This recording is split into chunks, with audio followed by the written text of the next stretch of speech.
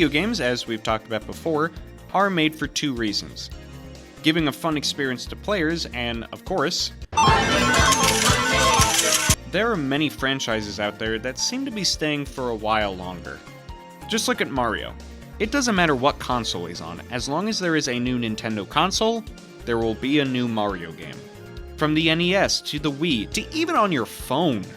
Sure, not every Mario game is perfect, but they all prove that Mario is here to stay. But what I'm really curious about is when a franchise should, for lack of a better term, bite the bullet.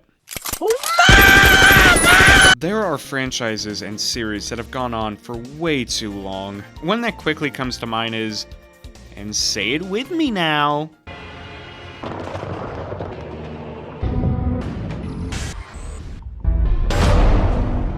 let's just take a quick look at the series.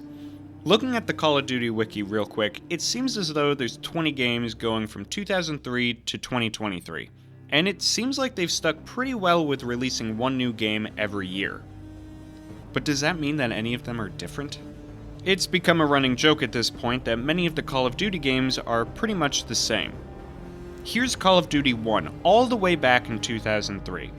You run around, shoot some people, win the game. Yeah, it has aged a little bit, but for 2003, this was pretty good. Fast forward 20 years to Call of Duty 2023, and it's pretty much the exact same. I don't think I need to go too in-depth about Call of Duty being a series that should have died a while ago, but what I'm really curious on is why are we saying these franchises should die? Now, I don't think how long a series has gone on for should determine this. The Legend of Zelda was released back in 1986, 37 years ago.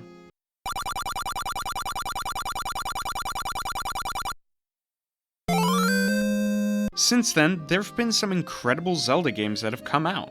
If someone took this game out back and pulled an Old Yeller on it, we wouldn't have what many consider to be the best Zelda game yet, Tears of the Kingdom.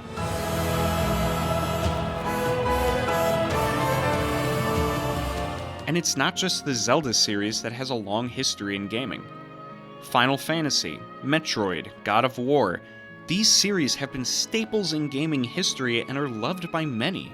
So if it's not how long a series has gone on for, then what should be considered? Well, it mainly comes down to two things: the quality of recent releases, and because this is all business, money. Many of the most popular gaming franchises out there have started out strong. Star Fox 64, known as a Nintendo 64 staple. Even if you've never played it a day in your life, you still know what it looks like. You fly around in a big old spaceship dodging and shooting things. But then in 2002, we had Star Fox Adventures, which wasn't focused on flying. Instead, it took on more of a Zelda or Jak and Daxter kind of vibe, but people were okay with it. Star Fox Command came out on the Nintendo DS, which, again, was fine. But then, 10 years after that game, we got Star Fox Zero. This is what killed the franchise. It is the worst-selling game in the franchise in Japan, and worldwide, it's said to have never even passed 1 million copies. After that, the entire franchise just vanished.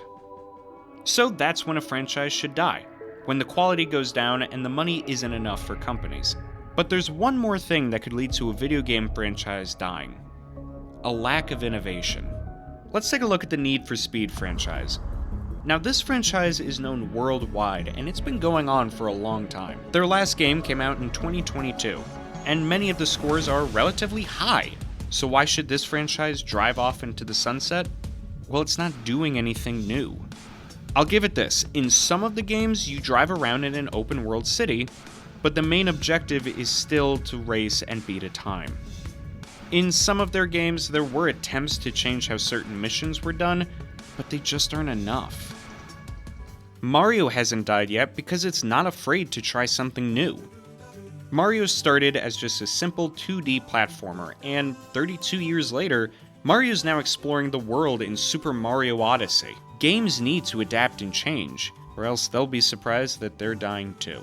The best example I can think of for a gaming franchise that quickly learned it needed to change itself and innovate is Sonic. Sonic started off strong when it first released. People quickly came to love this little blue hedgehog. With some of the newer games that were coming out though, this would quickly change. Sonic 06, Sonic and the Black Knight, and even more recently Sonic Forces were all games that painted Sonic as just a bad series. But rather than just releasing another game, the Sonic team took some time and released Sonic Mania, a game that gave Sonic fans what they wanted, the classic Sonic game they grew up with. This was by far the best move they could have made at the time. A few years later, Sonic Origins came out, giving more classic Sonic to fans, as well as Sonic Frontiers, which was the first open-world Sonic game ever. The Sonic team innovated, considered the fans, and tried something new. But of course, I can already hear a lot of you saying that gaming franchises really won't die until people stop buying them. And you're absolutely right. I know I've been a little harsh on Call of Duty, so let me go back to that for a minute. A lot of fans within this community and other communities where they say that their game is dying mention that they just enjoy playing the game.